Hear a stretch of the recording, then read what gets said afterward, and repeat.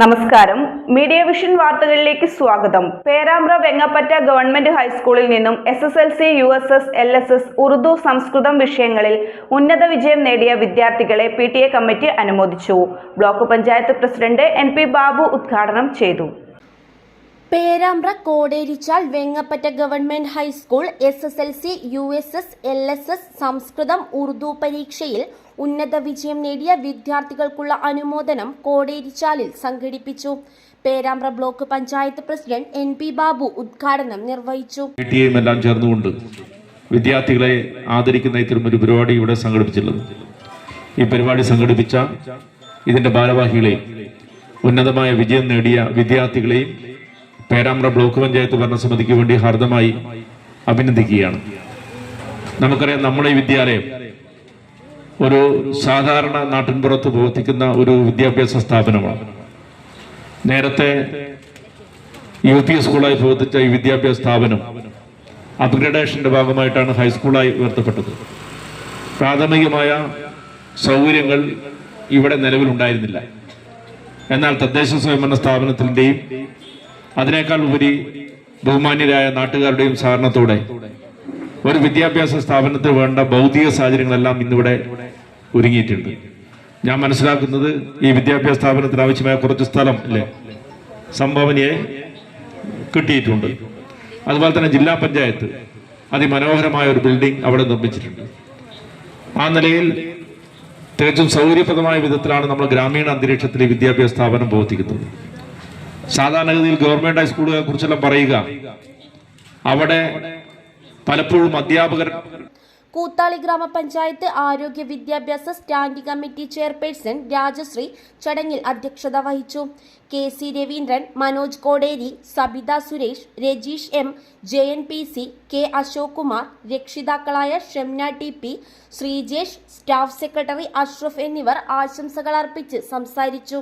Head master Abdul Azeez സ്വാഗതം പറഞ്ഞ ചടങ്ങിന് PTA പ്രസിഡന്റ് P സന്തോഷ് നന്ദി പറഞ്ഞു.